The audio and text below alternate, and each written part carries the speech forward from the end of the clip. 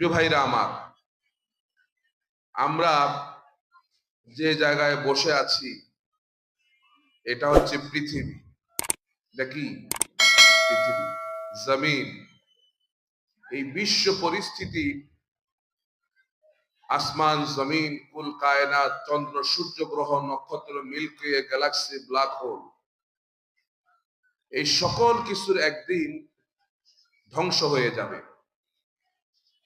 বিশ্ব পরিস্থিতির একদিন পরিসমাপ্তি ঘটবে। যখন ইসরাফিল আলাইহিস সালাম সিংহার মধ্যে ফু দিবেন,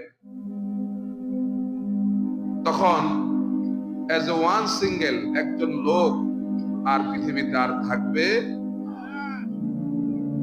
সব ইন্তেকাল হয়ে যাবে, কিয়ামত শুরু হয়ে যাবে। এই কিয়ামত সংগঠিত হওয়ার পর মানুষগুলোকে হাসরের ময়দানে যেতে যেতে তাদেরকে 30,000 বছর সময় লাগবে। এরপরে এই 30,000 বছর পার হওয়ার পর হাসরের ময়দানের বিচার শুরু হবে।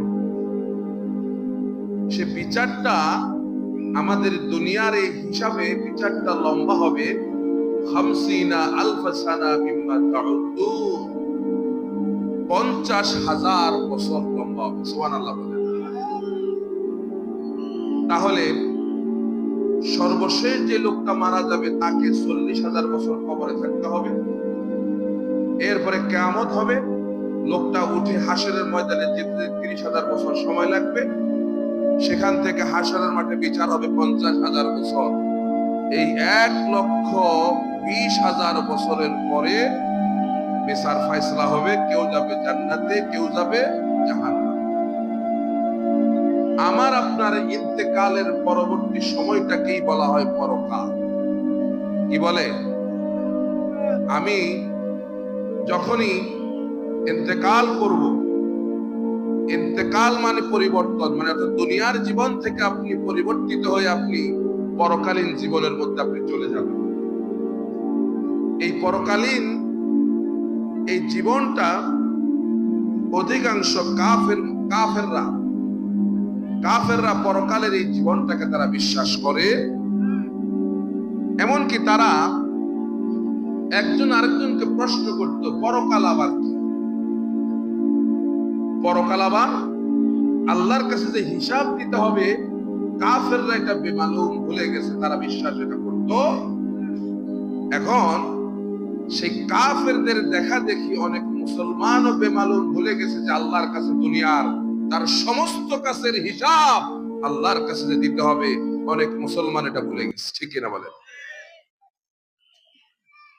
আমরা এই পৃথিবীতে যা কিছুই করি না কেন, আমার জীবনের শুরু থেকে শেষ পর্যন্ত, আমার হায়াতের যদি 60টা বছর হয়, এর মধ্যে বালেগ হওয়ার আগ পর্যন্ত আমার কোনো হিসাব নাই। বালেগ হওয়ার পর থেকে আমার হিসাব শুরু হবে ইন্তেকালের আগের মুহূর্ত পর্যন্ত। ঠিক কিনা? তাহলে এই দীর্ঘ এই সময়টাতে আমি যাই করছি, এই সকল কিছুর হিসাব আল্লাহকে কি দেওয়া লাগবে না লাগবে না? তবে দুনিয়ার হিসাবে আপনার কাছ থেকে কেউ যদি হিসাব নিতে চায়, আপনি উল্টাপাল্টা হিসাব দিয়ে এটা বুঝাই দিতে পারেন, কিন্তু আল্লাহ রেখে উল্টাপাল্টা হিসাব বুঝাই দেওয়া যাবে?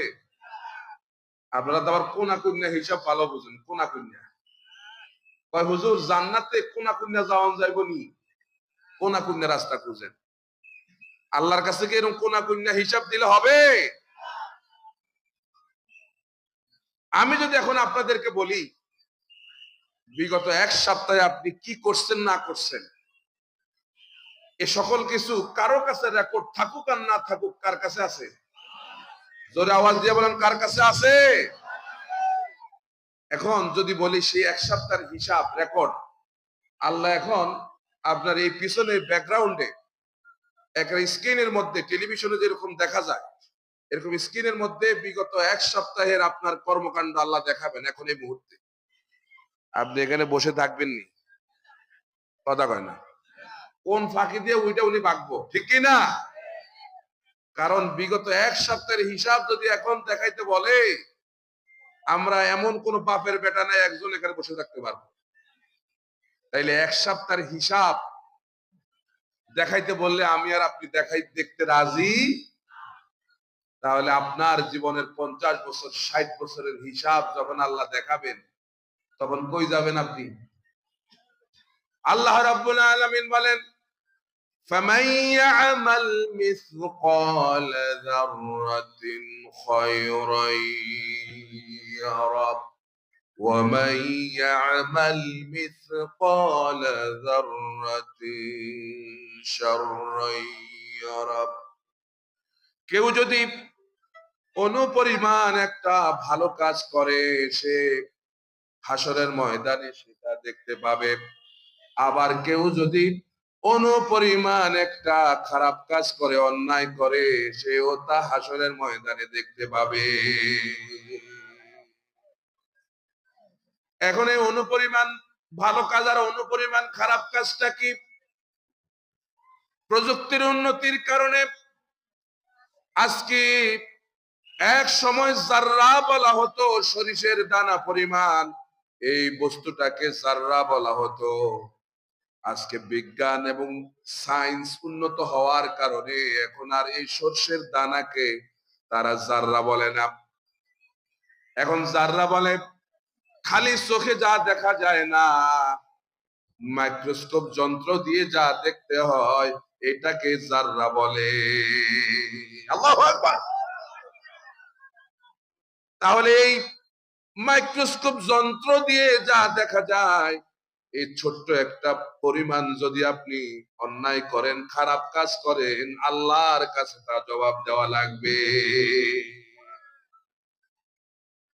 এখন কেউ যদি আরেকজনের জমিনের আই ফেলে ওটা জবাব কি দেওয়া লাগবো? এত আসতে পারল এই অভ্যাসটা আছে আপনাদের মধ্যে, আমি জানি আছে না অভ্যাস? আরেকজনের জমিন ঠেলার অভ্যাস আছে?